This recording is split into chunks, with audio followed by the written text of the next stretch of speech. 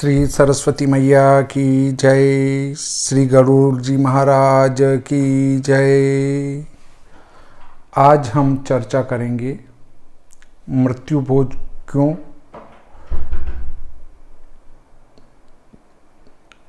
कैसे, कब और मृत्यु भोज क्या चीज है।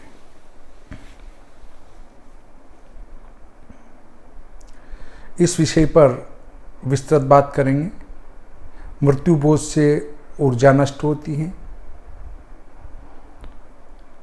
मन प्रसन्न हो तो मृत्यु भोज नहीं करना चाहिए। इन्हीं बातों पर एक वीडियो पहले बना चुका हूं। उससे आगे कुछ जो प्रश्न उपस्थित हुए हैं उनके समाधान के लिए मैं आज फिर एक नए वीडियो के साथ आपके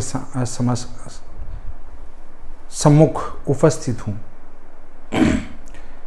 मैं श्री भादो माता पंचांगकर्ता ज्योतिषाचार्य पंडित भागीरथ जोशी, विश्व सायन लग्न सारिणी, विश्व दिनमान सारिणी, विशोपकानयनम, भविष्य फल मार्तंड आदि पुस्तकों का लेखक।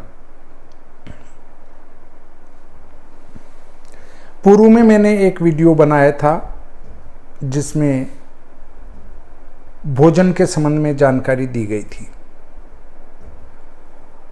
अरे मरे हुए के घर का क्या भोजन करना, मर गए तो नया क्या हो गया। एक महिला एक महात्मा जी के घर पहुंची, महात्मा जी के आश्रम में, बोली अरे मेरे एकाएक पुत्र था और इसको जीवित कर दो। महात्मा जी ने कहा ठीक है, जीवित कर देता हूं। गांव में से ऐसे घर का पानी लाना जिसके पहले 7 पीढ़ियों में किसी की मृत्यु नहीं हुई हो। वो पूरे गांव में घूमी कि साहब आपके घर किसी की मृत्यु तो नहीं हुई, तो सबने कहा कि हमारे घर में तो मृत्यु हो चुकी है। वो वापस भटक के आई कि साहब ऐसा घर कोई नहीं मिला। तो जब ऐसा घर कोई नहीं मिला, यानी पूरे नगर में कोई न कोई मरा है, तो फिर तेरा बेटा मर चुका है तो उसमें कोई बड़ी भारी बात नहीं है, इसलिए ये जीवित नहीं होगा। मरना ही धर्म है। यदि मृत्यु नहीं होगी तो आप देखेंगे कि एक के बाद एक, एक के बाद एक, एक के बाद एक। यदि माना जाए कि मानव का विकास 5000 साल से हुआ है, तो 5000 साल से अभी तक लोग नहीं मरते तो शायद पृथ्वी पर खड़े रहने की जगह नहीं रहती। 5000 वर्षों में इतने प्राणी हो जाते। फिर शेर भी नहीं मरते, फिर बहुत सारे पशु पक्षी वो भी नहीं मरते, वो भी सब अजर अमर हो जाते। तो कितनी लंबी लाइन लग जाती। और घर कहाँ से लाते इतने, भोजन कहाँ से लाते इतने। मृत्यु लोक है और मृत्यु लोक में सारी वस्तुएं नश्वर हैं। कोई भी वस्तु यथावत नहीं होती है। सबसे एक निर्गुण ब्रह्म है। निर्गुण ब्रह्म ने सृष्टि की उत्पत्ति के लिए 3 सगुण ब्रह्म को उत्पन्न किया। ब्रह्मा विष्णु महेश को उत्पन्न किया। ब्रह्मा विष्णु महेश ने आगे चलकर सृष्टि को उत्पन्न किया।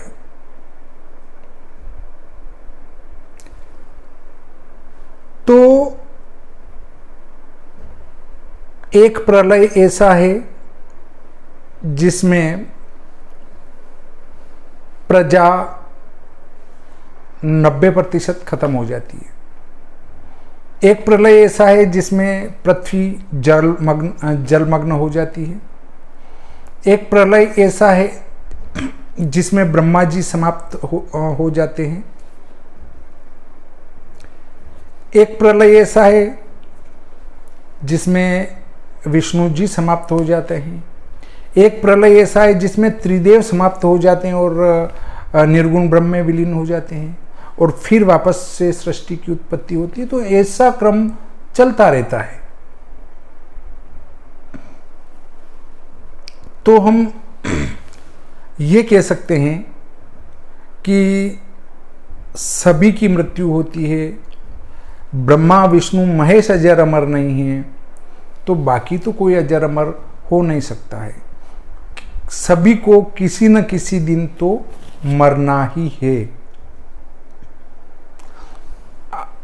आप ये सोचिए कि 16 संस्कार जन्म से लगाकर, गर्भाधान संस्कार से लगाकर आपका 16वां संस्कार पड़ता है अंतिम संस्कार। तो जब आप 15 संस्कारों को बड़े आनंद से मना रहे हैं, तो 16वें संस्कार को शोकमग्न होकर क्यों मनाया जाए? जब व्यक्ति अपने पूरे जीवन 60 वर्ष, 65 वर्ष, 80 वर्ष, 90 वर्ष, 75 वर्ष यहां पृथ्वी पर बिताकर जब स्वर्ग को जा रहा है, तो उसको रुदन करके क्यों मनाया जाए? वो उसका 16वां संस्कार है, अंत्येष्टि संस्कार, अंतिम संस्कार। जिन भूतों से वो बनाता, भूत अर्थात वो नहीं भूत, भूत कहते हैं 5 तत्व। जिन 5 तत्वों का उसने उपभोग किया था, अब वो 16वें संस्कार में उन 5 तत्वों को वापस अपने अपने में विलीन कर रहा है, उनको वापस इस प्रकृति को लौटा रहा है। तो पंच जो तत्व हैं, आप ऐसा नहीं समझे भूत कह दिया तो मैंने गलत कह दिया है, तो आप पंच तत्व को लेके समझें कि जो 5 तत्व है वो 5 तत्वों में विलीन हो जाते हैं। तो इस अंतिम संस्कार को इतना गलत क्यों माना जावे? हम प्रत्येक संस्कार पर 16 संस्कारों में से 15 संस्कार को जब बड़े प्रेम से मनाते हैं। गरुड़ पुराण क्या कहता है? गरुड़ पुराण कहता है कि जब व्यक्ति की मृत्यु हो जाए तो शोक को त्याग कर बड़े प्रेम से उस शव का अंतिम संस्कार करे, रुदन न करे। अगर रोएंगे तो आंसू आएंगे, नाक चलेगा, लार गिरेगी, तो वो प्राणी मजबूर होकर इन तीनों को खाने के लिए बाध्य हो जाएगा।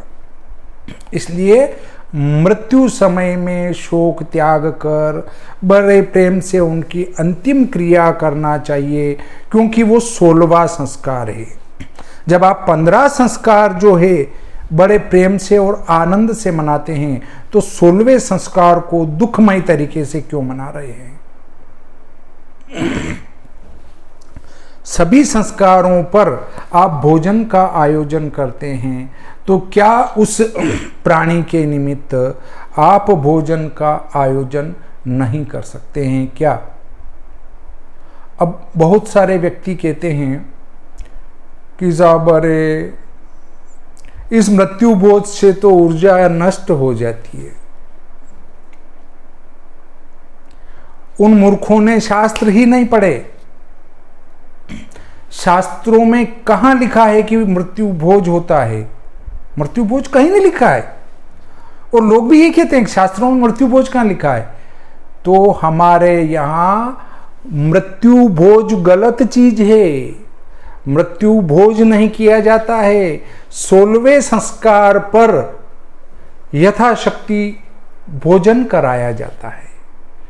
अन्न नारायण परोसा जाता है लोगों को, उसका निकृष्ट नाम करके नहीं परोसा जाता है। इसलिए शास्त्र में यह कहीं नहीं लिखा कि वहां जो है मृत्यु भोज होता किया जावे, ऐसा नहीं लिखा मिलेगा।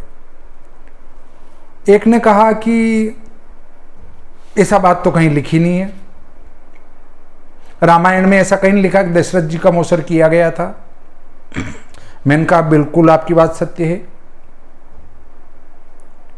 पर रामायण में यह भी नहीं लिखा कि राम जी जब 14 वर्ष वनवास में गए तब उनने कहीं बाथरूम किया था, कहीं शौच किया था, यह भी रामायण में नहीं लिखा है। इसका अर्थ है कि उनने कहीं मूत्र त्याग भी नहीं किया, कहीं पे शौच भी नहीं किया, और कई बातें हैं जो रामायण में नहीं लिखी है। भगवान राम ने रोज रोटी खाई, ये भी नहीं लिखा कि रोज फलाने दिन वहां पे रोटी खाई। इसका अर्थ है कि रोटी नहीं खाई उनने। सीता जी और राम के बीच की कोई चर्चा लंबी चौड़ी नहीं लिखी गई। इसका अर्थ है कि रोजाना वो बातें करते ही नहीं थे।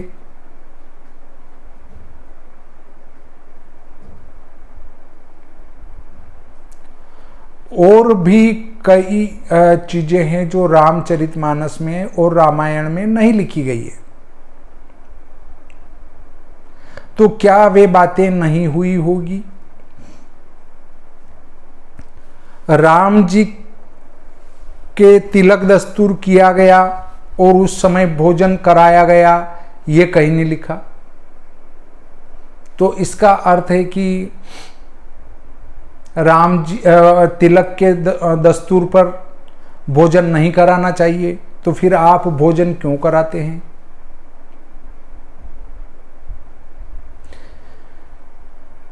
रामायण में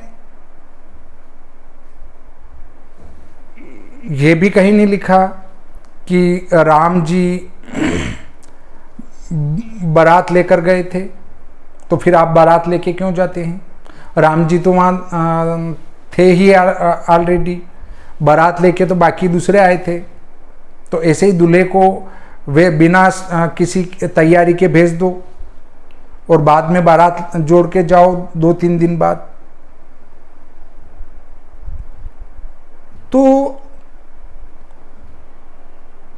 मूर्खों को सीधे ढंग से नहीं समझाया जा सकता है, उल्टे ढंग से ही समझाना पड़ता है। इस्लाम धर्म में भी 40 दिन में मौसर किया जाता है। कुछ शिक्षा अगर कहीं से मिले तो उसको ग्रहण कर लेना चाहिए। मौसर से एक तो समाज के सभी आपस में बैठ के मिलते हैं, समाज के बच्चे आपस में मिलते हैं, परिचित होते हैं, समाज के महत्व को समझते हैं। यदि आप ऐसे छोटे मोटे कोई आयोजन नहीं करेंगे तो समाज के बच्चे मिलेंगे भी नहीं, बैठेंगे भी नहीं, और फिर अन्य धर्मों में जाके वो और लड़कियां और लड़के शादी करेंगे, और तब आप कहेंगे कि यार मेरा बेटा तो आज, वो कहेंगे वो अंडा खाएं तो क्या दिक्कत है, एग है वो, तो एक अंग्रेजी में के खाएंगे, वो एग है वो। और दारू पिएंगे तो उसको कहेंगे विस्की है, उसको ले लेते हैं थोड़ा सा। तो इस प्रकार से उनके संस्कार खत्म होंगे। और जब समाज में बैठेंगे तो समाज की बातें होगी, और वहाँ बैठकर जब समाज वाले चर्चा करेंगे कि देखो फलाना व्यक्ति इतना गलत काम करता है, अपने को नहीं करना चाहिए, तो वो प्रभाव हमारे बच्चों पर भी पड़ेगा। किसी व्यक्ति को सुधारने और बिगाड़ने के लिए सत्संगति भी एक बिंदु होता है। माना जाए 5 प्रकार है किसी व्यक्ति को ऊपर उठाने के, तो उसमें 5 में से एक प्रकार संगति भी है। तो जहां तक समाज के अच्छे लोगों की संगति नहीं मिलेगी, वहां तक आपका उद्धार नहीं हो सकता है। देखिए, पहले सेठ लोग पैसे वाले होते थे, ब्राह्मणों के पास भी पैसा होता था, वे शराब वालों के पीने वाले के पास, उनके पास भी बैठते थे। पर आज कुछ लोग ये कहते हैं कि हमें उस बैठक में बैठने के लिए थोड़ा सा बियर लेना ही पड़ता है, एग लेना ही पड़ता है। लेते हैं वो खाते नहीं है, लेके घूमते फिरते हैं।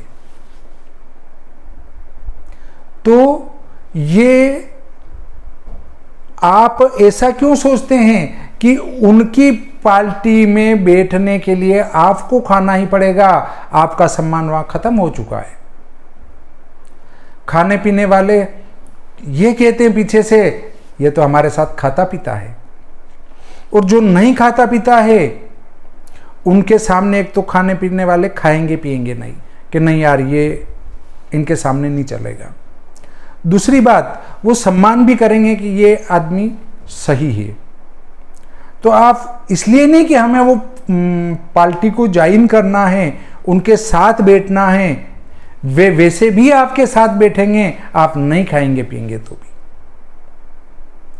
तो ये संगति समाज आपको बनाता है, और बनाने के लिए समाज में बैठना जरूरी है। समाज में बैठने के लिए किसी न किसी बहाने कोई प्रोग्राम होना आवश्यक है।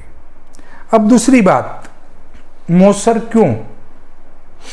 मौसर इसलिए किया जाता है कि समाज के व्यक्ति दूर दूर तक रहते हैं। अब उनको एक ना एक दिन आपके यहां बैठने आना तो है। मौसर ये बात बताता है कि आज के बाद सब हमारा काम स्टॉप हो चुका है, अब ये सीमा समाप्त है, और इसके बाद आप पधारेंगे तो शायद हम घर पे ना भी मिलें। अर्थात जिनके घर मृत्यु हुई है वो पहले दिन से लगाकर 11वें 12वें दिन तक घर ही मिलते हैं, क्योंकि बाहर से बैठने वाले आते हैं। अब देखिए, जब जो नज़दीक वाले हैं वो तो 1 से 10 दिन में आ जाते हैं, दूर वाले सोचते हैं कि अपने को चलना तो है ही है। पर अब जब मौसर कर रहे हैं, मौसर का जो प्रचलन कि यार अब जो 50 किलोमीटर दूर से आया उसको भोजन कराना ही है। माना कि एक व्यक्ति दूसरे दिन, अब 5 व्यक्ति दूसरे दिन आए, 10 व्यक्ति तीसरे दिन आए, 20 व्यक्ति चौथे दिन आए, ऐसे 20-25 व्यक्ति रोज बैठने आने लग जाए 50-100 किलोमीटर दूर से, तो ऐसी स्थिति में रोज उनको भोजन कराना एक परेशानी का सबब बन जाएगा, परेशानी वाली बात बन जाएगी। तो मौसर का कारण यह है कि साहब हमने इस दिन मौसर रखा है तो आप पधार जाना, ताकि आपके बैठने का कार्य भी निपट जाएगा और मौसर भी हो जाएगा, और आप इतनी दूर से पधारेंगे तो भोजन भी पा लेंगे और वापस पधार जाना। अर्थात जो दूर से आने वाले हैं वे एक ही दिन आ जाते हैं, बैठने उनको आना ही है तो उसी दिन बैठ भी लेते हैं, मौसर का भोजन भी कर लेते हैं और वापस रात रुक के चले भी जाते हैं। परंतु इस भोज को मृत्यु भोज का नाम दे दिया लोगों ने। उनको तो कैसे न कैसे हिंदू धर्मों में बुराई ढूंढना है। हम तो साहब धर्म को आगे ले जा रहे हैं, मतलब रूढ़ियों को समाप्त कर रहे हैं। तो रूढ़ियां तो इतनी हैं कि फिर आप सेकुलर बन जाएं। न कोई देवी है, न कोई देवता है, न कोई माँ है, न कोई बाप है, न कोई भाई है, न कोई बहन है, कुछ भी नहीं है। मैं हूं साहब सिर्फ स्वतंत्र विचारक। तो व्यक्ति कह सकते हैं कि यार वास्तव में इसने पूर्णतया उन्नति कर ली।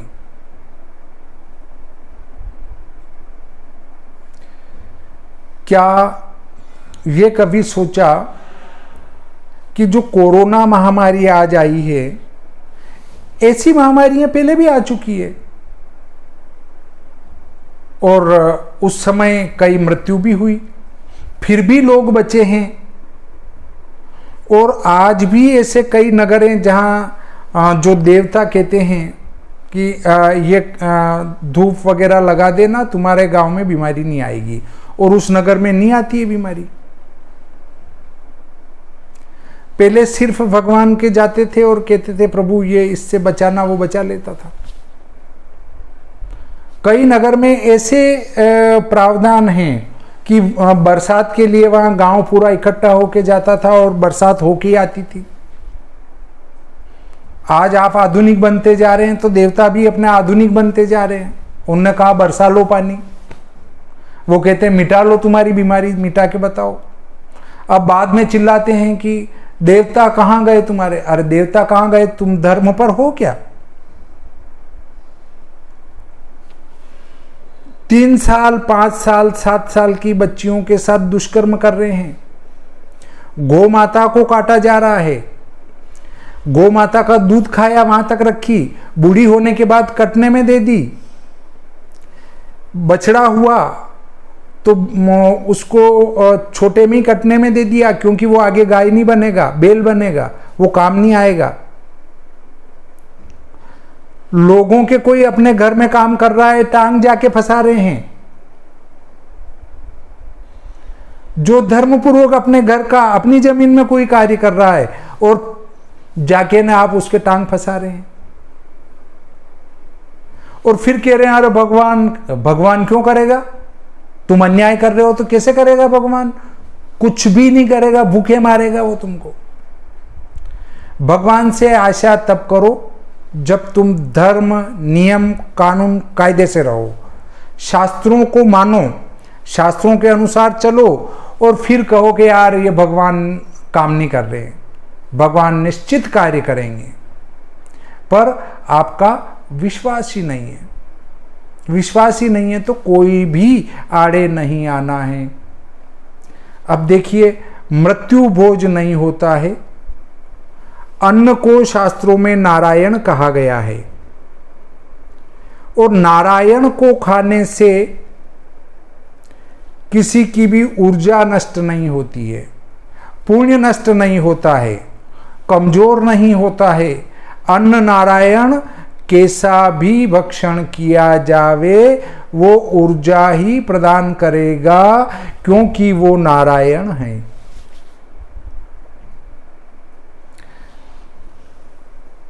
मृतक के समय में 10 दिवस निकलने के बाद 12वें दिन 13वीं में भोजन कराना चाहिए। इसके संबंध में भी जानकारी है। और देखें, ब्राह्मणों को भी आजकल जो मृत्यु भोज करते हैं, तो ऐसे लोगों के यहाँ भोजन नहीं करना चाहिए। क्यों नहीं करना चाहिए? कि वो अगर मौसर नहीं कर रहे हैं और केवल ब्राह्मणों को भोजन करा रहे हैं।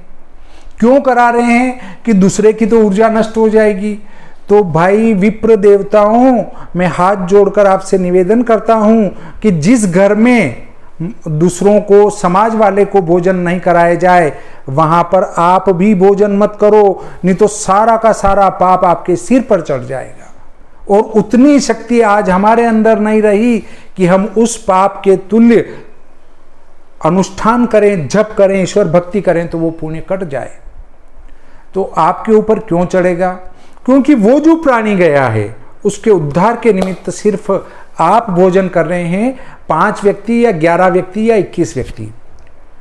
परंतु जब आप ही भोजन नहीं कर रहे हैं, पूरा समाज भोजन कर रहा है, नगर भोजन कर रहा है, या 50-100 व्यक्ति भोजन कर रहे हैं, तो वो जो पाप है उन सभी में समान रूप से वितरित हो जाता है। इसलिए विप्र देवता को, ब्राह्मण देवता को, आचार्य को भी ये ध्यान रखना चाहिए कि जिस घर में अन्य को भोजन नहीं कराया जाता हो, कि साहब मैं तो फलाने पंथ का हूं और हमारे मौसर नहीं करते हैं, हम सिर्फ ब्राह्मणों को भोजन करा रहे हैं, तो क्या साहब हम भी आपके यहाँ भोजन नहीं करेंगे, क्योंकि हमारी ऊर्जा नष्ट हो जाएगी।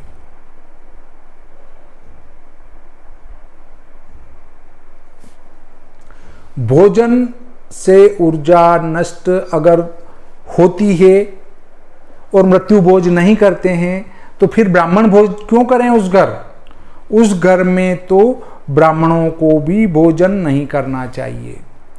जिस घर के व्यक्तियों के द्वारा अपने पिताजी के निमित्त बोझ नहीं दिया गया हो, अपने पिता का श्राद्ध नहीं किया गया हो, पिंडादि नहीं किए गए हों, उस घर का तो पानी और भोजन ब्राह्मण को कभी नहीं पीना चाहिए और न खाना चाहिए और न ही उस घर का कोई दान ही लेना चाहिए,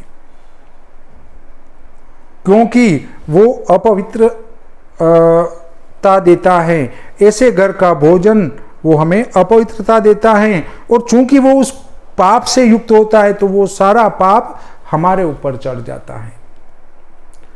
इसलिए यदि कोई कहता है कि इससे ऊर्जा नष्ट होती है, सिर्फ ब्राह्मणों को भोजन कराओ, तो ब्राह्मणों को भी ऐसा भोजन नहीं करना चाहिए। साहब हमारी भी ऊर्जा नष्ट हो जाएगी। आप समाज को भोज करा रहे हों तो हम आ जाएंगे, बाकी हम भी नहीं आएंगे, क्योंकि समाज के साथ हम भी हैं, समाज से अलग हम भी नहीं हैं। भोजन कराने से कभी ऊर्जा नष्ट नहीं होती, परंतु वो जो आत्मा है उसके पाप क्षीण अवश्य होते हैं।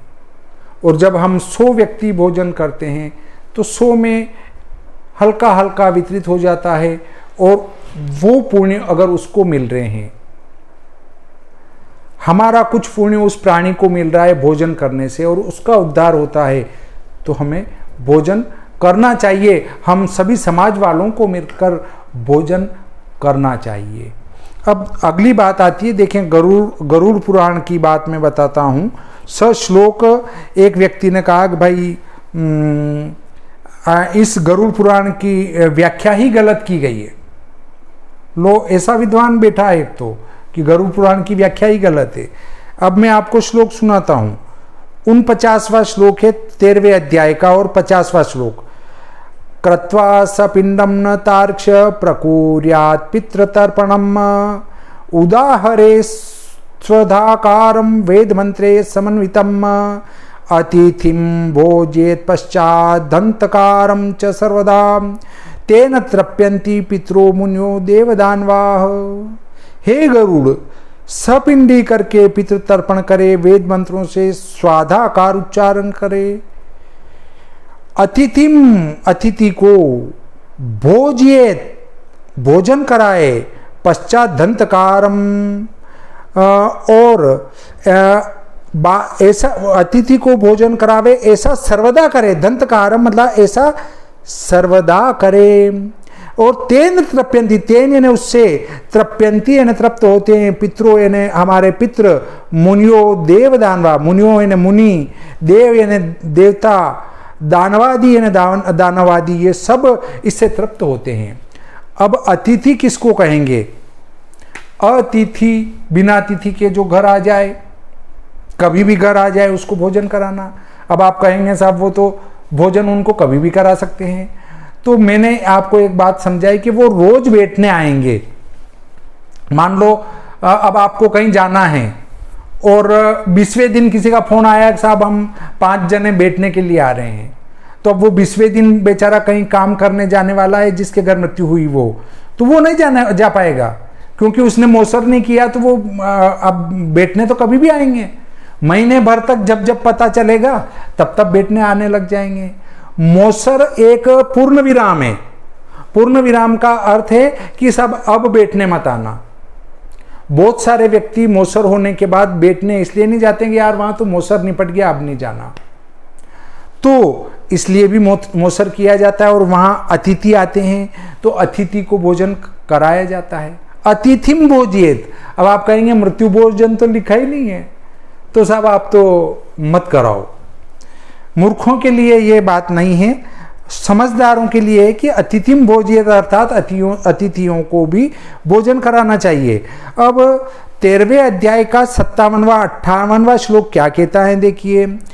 वार्या युद्ध प्रतोदास्तु दंडस्तु द्विज भोजनात् स्पष्टव्यानंतरम वर्णे शुद्ध ये रस्ते ततः क्रमात् एवं सपिंडनम कृत्वा क्रियावस्त्राणि संत्यजेत शुक्लांबरधरो भूत्वा शय्यादानं प्रदापयेत ब्राह्मण भोजन कराकर यजमान आदि यदि ब्राह्मण हो तो जल स्पर्श करे, क्षत्रिय शस्त्र का, वैश्य चाबुक का, शूद्र दंड का स्पर्श करे तो शुद्ध होते हैं। इस प्रकार सपिंडी करके उन वस्त्रों को त्याग करके शुद्ध श्वेत वस्त्र पहन कर शय्या दान करे। अब देखो इसमें स्पष्ट रूप से लिखा है ब्राह्मणों को भोजन करावें, अतिथि को भोजन करावें वो पहले आ चुका है, ब्राह्मणों को भोजन करावे वो यहां आ चुका है। अब आगे बात करते हैं हम, तो देखिए अगला श्लोक बताता हूं मैं, 13वें अध्याय का 93वां 94वां श्लोक। आसने भोजने चेव दत्ते सम्यक द्विजातये सुखेन भुंक्तम पाथेयम पथि गच्छनः शनेः शनेः एवं सपिंडन दिने दत्वा दानम विधानतः बहुन संभोजे द्विप्राण्यः स्वापाकादिकानपि। अब देखो इसका अर्थ है कि यदि आसन और भोजन ब्राह्मण को दान किया हो तो वह पाथे तोषा पाक खाता पीता स्नेह स्नेह रास्ता पार कर लेता है। तोषा का अर्थ है वो पका हुआ, रास्ते में खाते पीते जाता है, अर्थात जो आपने ब्राह्मण को दान दिया है, भोजन कराया है, वो जो प्राणी जब उस महाप्रस्थान करता है अर्थात स्वर्ग लोक की ओर जाता है तो रास्ते में वो थोड़ा थोड़ा भोजन करते करते जो है चला जाता है। अब उसके बाद रास्ता पार कर लेता है। इसके बाद आती बात कि इस प्रकार सपिंडन के दिन विधि पूर्वक दान और ब्राह्मण भोजन के साथ ही चांडाल आदि प्राणियों को भी भोजन कराया जाए। तो अब एक ने कहा कि साहब गीता प्रेस गोरखपुर की पुस्तक में तो ये लिखा ही नहीं है और इसका जो है अर्थ गलत किया है आपने जो श्लोक बताया। तो 94वें श्लोक में देखिए लिखा है भोजयेत विप्राण्य, भोजयेत यानी भोजन कराएं, विप्राह यानी ब्राह्मणों को, अन्य यानी अन्य को। अब अन्य में आप किसको मानेंगे? पहले अतिथि आ चुका है, ब्राह्मण भी आ चुका है, विप्र भी आ चुका है और अन्य भी आ चुका है। अन्य का अर्थ उनने सही लगाया, उनने लगाया कि भाई ब्राह्मण चांडाल आदि को, मतलब ब्राह्मण से लगाकर चांडाल तक के सभी व्यक्तियों को भोजन कराएं। भोजयेत विप्राण्य, भोजयेत यानी भोजन कराएं, विप्रा यानी विप्र को, अन्य यानी अन्य को, ब्राह्मण को और अन्य को भी भोजन कराएं। मृत्यु भोज नहीं कराएं, अन्न नारायण का भोजन कराएं, जो नारायण हैं उनको खिलाएं ताकि उन लोगों की ऊर्जा नष्ट न होकर ऊर्जा में वृद्धि हो। हाँ, ये अवश्य शास्त्र में लिखा है कि 5 पकवान बनाएं, ऐसा कहीं नहीं लिखा है। आप सब्जी पूड़ी बनाकर खिला सकते हैं, आप रोटी सब्जी बनाकर खिला सकते हैं। आप अगर लोगों को दिखाने के लिए भोजन करा रहे हैं तो वो आपका भोजन किसी भी काम नहीं आएगा। दिखावा करने से नारायण कभी खुश नहीं होते हैं। इसलिए दिखावे के लिए कुछ न करते हुए जितनी हमारी शक्ति हो उसके अनुसार सादा भोजन समाज जनों को और ब्राह्मणों को करा देना चाहिए। इसमें न ऊर्जा नष्ट होती है, न पुण्य नष्ट होता है, न किसी प्रकार का कोई घाटा होता है। यदि आप मौसर नहीं करेंगे तो बैठने आने वाले आपके महीने भर तक लगातार आते रहेंगे। हमारे जो पूर्वज थे वो आप समझते हो इतने मूर्ख नहीं थे। आज आप इंच टेप से नाप नाप कर बनाते हो फिर भी आपसे उतना सही नहीं बनता है। जितने पुराने बिल्डिंगें बनी हुई है उनको देखें आप, उनके पास कोई फीता वगैरह कुछ नहीं था।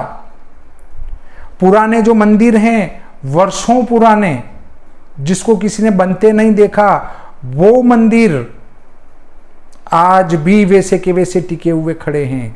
जिन पत्थरों को हम क्रेन से चढ़ा सकते हैं ऊपर, उस समय कोई क्रेन नहीं थी, तो भी उनने कोई न कोई दिमाग लगाकर वहां पत्थर चढ़ाए हैं। तो उनका दिमाग आपसे ज्यादा तेज था, क्योंकि बिना क्रेन के पत्थर वहां चढ़ा दिए उनने। आज के आप इंजीनियर, बड़े बड़े पढ़े लिखे, जो अपने आप अकड़ कर घूमते हैं कि मैं अंग्रेजी जानता हूं, ये हिंदी और संस्कृत कुछ नहीं है, उन लोगों के द्वारा, अच्छे अच्छे विद्वानों के द्वारा केदारनाथ में जो भवन बनाए गए थे, वो सारे के सारे बह के चले गए हैं। परंतु जो मंदिर पुराने लोगों के द्वारा बनाया गया था, वो आज भी वैसा ही खड़ा है। अब आप कहेंगे साहब वो तो पत्थर वहां आके टिक गया। तो जो भूमि के अंदर नींव खोदकर भवन बड़े बड़े खड़े किए गए थे, जो पानी उन भवनों को उखाड़ कर ले जा सकता है, उनके लिए एक छोटा सा पत्थर क्या मायना रखता है? उस पानी के लिए वो पत्थर क्या मायना रखता है? तो उस पत्थर की कोई महिमा नहीं है। महिमा है तो एक तो स्वयं भोलेनाथ की, दूसरी महिमा है उस मंदिर को बनाने वाले उन मिस्त्रियों की, कारीगरों की, जिनने उस ढंग से बनाया कि यहां कितना ही पानी आए ये बह के नहीं जाएगा। तो हम ये सोचें कि हम ज्यादा विद्वान और ज्यादा बुद्धिमान कुरीतियों को दूर कर रहे हैं, पुरानी रूढ़ियों को दूर कर रहे हैं, तो रूढ़ियां नहीं थी, ये सब उनके द्वारा सोच समझकर बनाई गई विधियां थी। दूसरी बात, पुराने व्यक्ति, जब कोई एक जवान व्यक्ति मर जाता था तो उसके घर सिर्फ बैठने जाते थे, भोजन नहीं करते थे। आत्मीयता थी उनमें, वो भी समझते थे। पर आज उन लोगों के द्वारा चलाए गए अच्छे कार्य पर जो उंगली उठा रहे हैं, पहले उनके द्वारा स्थापित की गई सत्ता को एक बार देख लें, तो आपको समझ में आएगा कि ये कार्य कैसे हुआ होगा।